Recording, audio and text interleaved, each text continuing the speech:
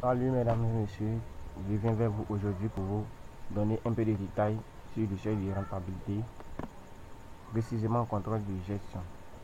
Et dans cette vidéo, nous allons apprendre à définir le seuil de rentabilité, à calculer ou du moins à déterminer le seuil de rentabilité, aussi à représenter le seuil de rentabilité et aussi à déterminer le résultat de l'entreprise en passant par les indices du seuil de rentabilité.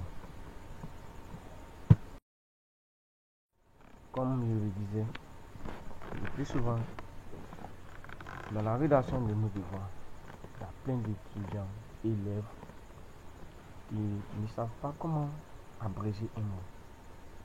Vous êtes en train de faire une rédaction et vous voulez abréger un mot, c'est possible. Mais il faut d'abord préciser, comme je viens de le faire ici, je mets la abréviation et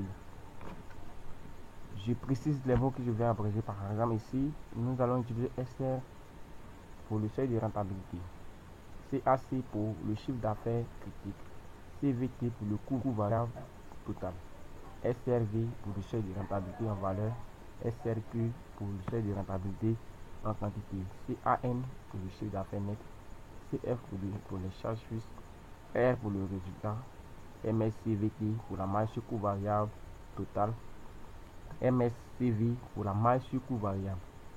J'ai bien précisé ici il s'agit de la petite marge.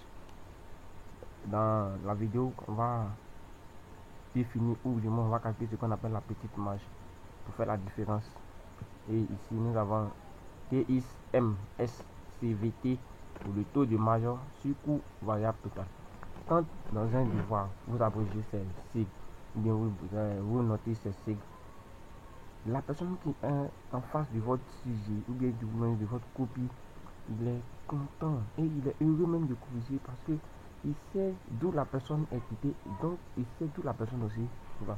Mais quand vous abrégez n'importe comment, vous abrégez les mots et sans préciser, par exemple dans votre vous utilisez R pour dire que c'est le résultat, nous sommes d'accord avec que c'est le résultat, mais il faut préciser. Tant que cela n'est pas précisé, on ne peut pas savoir que c'est R.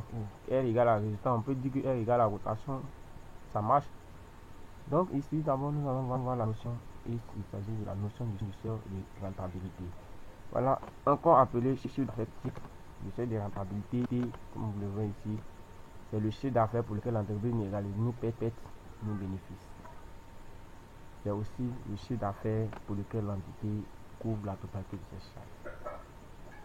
On dit quand l'entreprise atteint son